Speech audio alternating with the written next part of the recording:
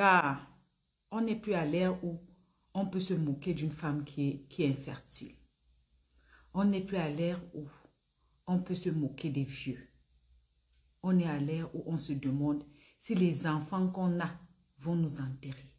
Oui. Il fut une époque où les gens disaient « Ah, toi, tu n'as pas d'enfant. Quand tu vas crever, qui va t'enterrer? Qui va te pleurer ?» Comme si le fait qu'on t'enterre ou qu'on te pleure changerait quelque chose à ton décès. On est passé cette période. On est à une période où on se demande que est-ce que les enfants qu'on a vont vieillir?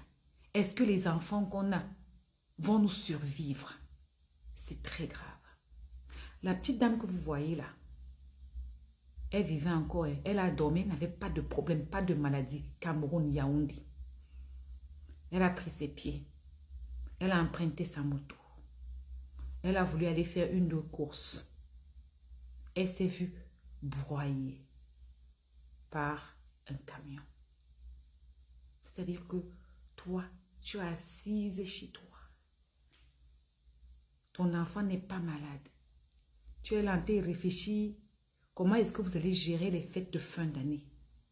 Tu es là en train de te demander comment tu vas faire des économies. Bientôt, c'est la fin du mois. Il faut que tu épargnes. Si tu épargnes ça pour qu'il y ait assez à manger pour tout le monde le 25 et le 1er.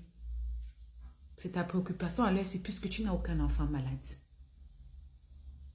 Et bim, on vient te dire comme ça que tes 9 mois, ses intestins sont étalés sur le goudron. Je ne sais pas si vous voyez. Quand on vous dit que les jeunes d'aujourd'hui, fermez-la. S'il y a moyen, fermez vos yeux. S'il y a moyen, fermez vos oreilles. Priez, concentrez-vous. Parce que le nouveau monde qu'on est dedans là, quand le décès arrive, ça ne prend pas les vieux. Ça arrive comme le vautour. Ça prend les poussins. Ça n'a rien à voir avec les poules et les coqs. Parce que c'est le poussin qui est facile à porter puisqu'il est léger. Donc, on prend, on s'envole avec. Mais vous êtes sur Internet, en train de chercher encore plus de malédictions, en train de traiter les gens de vieux. Une mère comme toi, une vieille femme comme toi, une scie comme toi. La vieillesse a toujours été une grâce. Mais aujourd'hui, ça va devenir de l'or. On va chercher, on ne va même plus voir les jeunes. Les jeunes ne seront plus là. On va se regarder seulement entre nous vieux. J'ai vu cette photo, je ne pouvais pas passer. J'ai eu comme une chair de poule. Pour cette jeune dame, belle, et en plus de ça, on disait que c'était une fille posée. Je viens par ma voix simple et personnelle souhaiter beaucoup de courage à sa famille. Que la terre de nos ancêtres lui soit légère. Et je ne sais pas ce qu'on va faire avec les routes de chez nous. Parce que c'est le 40e cas, comme ça, que le camion ramasse. Déjà, les motos ne respectent rien dans mon pays à moi, le Cameroun. Les motos ne respectent pas le code de la route. D'abord même, je ne sais même pas s'ils ont même le permis de conduire ou bien s'ils ont même l'auto-école de moto. On ne va pas parler des signalisations parce que même quand il y en a, ils ne s'arrêtent pas, ils foncent. Et souvent, c'est aussi notre faute. Parce qu'on a l'habitude de dire que je prends la moto parce que comme je suis pressée, la voiture peut s'arrêter, peut y avoir embouteillage, mais la moto va faufiler. On a des camions qui n'ont pas de rétroviseur. On a des camions qui n'ont pas de fois, même un bon frein. Il y a tellement de choses. J'ai l'impression que même les voitures ne font pas d'entretien là-bas, chez moi. Les motos, c'est pareil. Est-ce qu'il n'est pas possible pour qu'au moins les motos puissent avoir le casque et que le passager puisse avoir un casque? C'est vrai, il fait chaud. Mais pardon. Ça fait mal. Je regarde ça, je me dis, oh là là. Voilà une vie partie trop tôt. Trop d'ambition. Trop de projets. Tu accouches ton enfant. Tu commences à le regarder. Il grandit. Tu dis, oh là là, il me ressemble. Oh là là, il ressemble à sa soeur. Ah là là, il ressemble à sa tante. Oh là là, mon enfant sera telle personne. Je me bats pour que cet enfant ait telle éducation. Pour qu'elle soit quelqu'un de bien. Pour qu'elle ait une certaine renommée. Pour qu'elle réussisse où j'ai échoué. Pour qu'elle puisse, quelque part, racheter tout ce que je n'ai pas pu être. C'est-à-dire que si moi je suis ratée, je ne veux pas que mon enfant soit raté. Et un bon jour comme ça. Pour rien.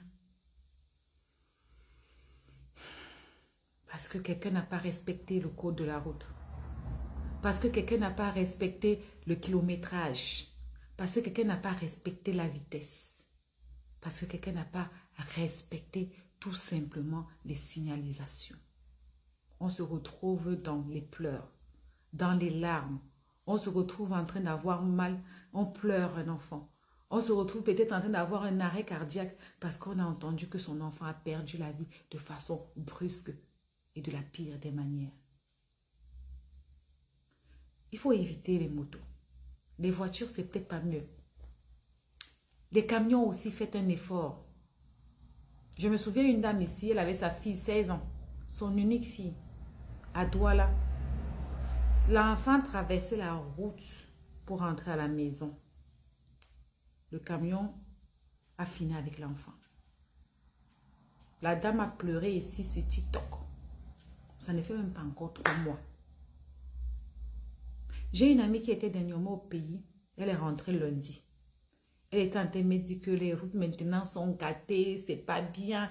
Elle quittait de Yaoundé en Simaline, bref, je ne sais plus dans quel quartier. La signalisation même est étonnée. Même des fois, quand on met un conducteur, un policier en route pour essayer de réglementer les choses, de régulariser la circulation, on arrive toujours à un moment où tu vas t'asseoir comme ça, tu vas entendre que la moto arrivée là-bas, ça fait vim. Ça n'a pas respecté. C'est comme ça que même les motos là, les motomans là, perdent leur vie. Hein. C'est comme ça que les motomans là perdent correctement leur vie. Ils ne comprennent pas. Des fois, ils vous bâchent à 3, 4. Vous acceptez, vous payez le prix. Mais même comme ça, il est pressé d'aller déposer, revenir, reprendre. On dit souvent que mieux vaut tard que jamais. Là, c'est les fêtes. Là, il y a du monde. Et c'est aussi là qu'il y a trop d'accidents. On va trouver que le chauffeur camion, il est en train de conduire avec le téléphone à main. C'est lui qui conduit, c'est lui qui a le téléphone à main. C'est lui qui conduit, c'est lui qui met la musique. C'est lui qui conduit, il est en train de se discuter avec les passagers. C'est lui qui conduit, c'est lui qui n'a pas dormi la nuit dernière, il était en boîte. C'est lui qui conduit. C'est lui qui n'a pas pu, ne serait-ce que, comment dire ça, bien se reposer, se préparer pour la route. Non, il va te dire qu'il maîtrise.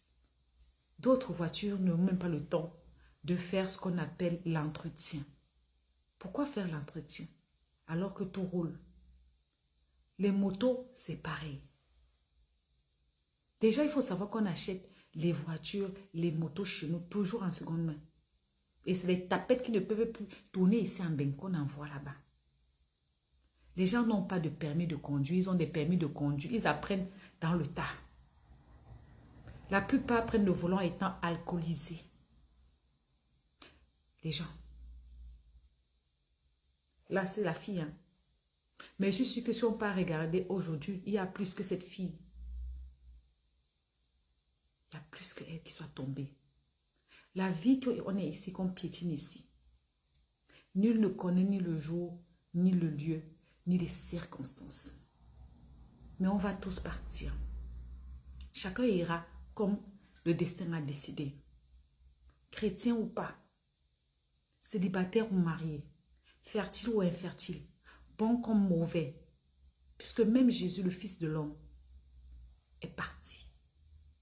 Il nous a montré le chemin de la résurrection, le chemin de la vie éternelle. Donc, on va partir. Mais la jeunesse, les jeunes qui partent aujourd'hui, là, il faut qu'on se pose les vraies questions. C'est à cause des fautes des parents ou c'est à cause de leurs fautes? C'est quoi le problème? C'est un châtiment que les parents payent. Bref, que la terre de nos